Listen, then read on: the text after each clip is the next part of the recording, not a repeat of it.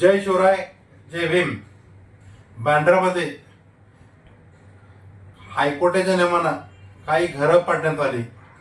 हायकोर्टाचा नियम आम्हाला मान्यच आहे, पण 30 वर्षाच्या 40 वर्षाचे जुने जे घर आहेत त्यांचं काही कारण नसताना हा देवेंद्र फडणवीसची सरकार पाडलेले आहे. या देवेंद्र फडणवीस सरकारचे संघ तिथले जे स्थानिक आमदार आहेत वरुण सरदेसाई, जिशान शेतेकी यांनी पूर्णपणे गप्प बसलेत.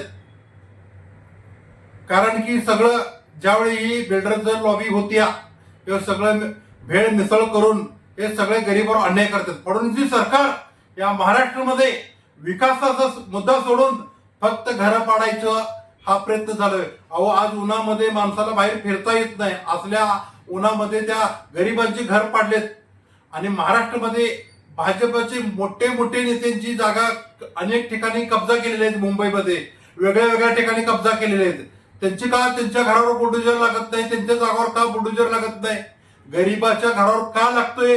देवेंद्र फडणवीस साहेब तुम्ही सांगा, फक्त नुसता गरीबावर अन्याय का? दलित मुस्लिम वस्त्या बघून तिथंच बुलडोजर चालतेत का? तुमचे भ्रष्टाचार नेते केलेले त्यांच्यावर काही चालत नाही? अहो, तुमच्या कुठल्या आमदार खासदार मंत्र्यावर मोठे मोठे आरोप होते, नंतर लगेच गायब. म्हणजे सामान्य व्यक्ती जर काहीतरी केलं तर तिच्यावरच अन्याय. हा अन्याय हा कदाचित छत्रपती शिवाजी महाराजचा महाराष्ट्र आहे.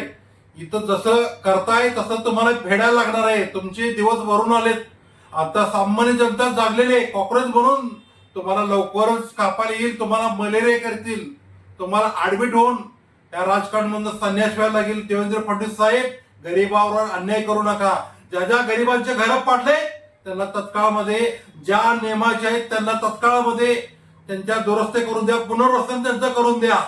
नाहीतर तुम्हाला हा सामान्य जनता कधी माफ करणार नाही. जैशी करणे वैशी भरणे.